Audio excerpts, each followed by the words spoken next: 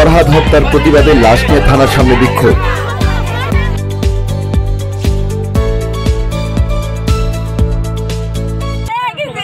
চাঁদপুরের মতলব উত্তরে ফরহাদ জুয়েল নামে এক যুবকের হত্যার প্রতিবাদে উত্তাল হয়ে উঠেছে স্থানীয় জনতা।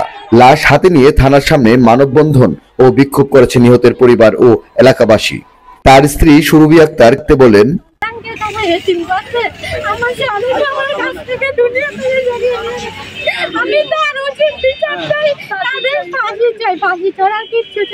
ফরহাদ জুয়েল সাতানি গ্রামের আবুল কাশেমের ছেলে। 4 জুলাই সকালে তিনি বাড়ি থেকে বের হন, এরপর থেকে নিখোঁজ।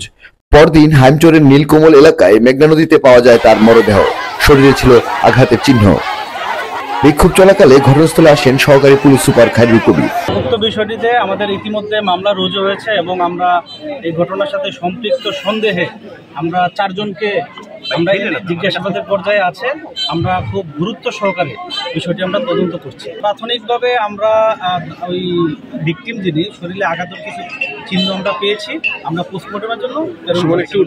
ফরহাদের বাবা আবুল কাশেম 15 জনের নাম উল্লেখ করে এবং আরো 10 থেকে 15 জন অজ্ঞাতনামাকে আসামি করে একটি হত্যা মামলা দায়ের করেছেন।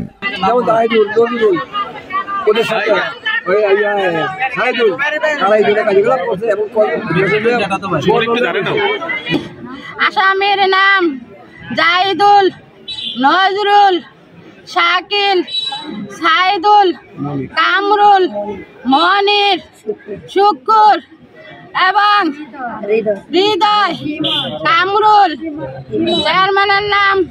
আসামিদেরকে আইনের আওতায় এনে বিচারের কার্যক্রম পরিচালনা করার জন্য। নিহতের পরিবার ও এলাকাবাসীর দাবি, এটি যেন আরেকটি অবিচারের গল্প না হয়। তারা চায় দ্রুত এবং সঠিক বিচার হোক, যাতে আর কোনো পরিবার এভাবে সন্তান হারিয়ে না কাঁদে।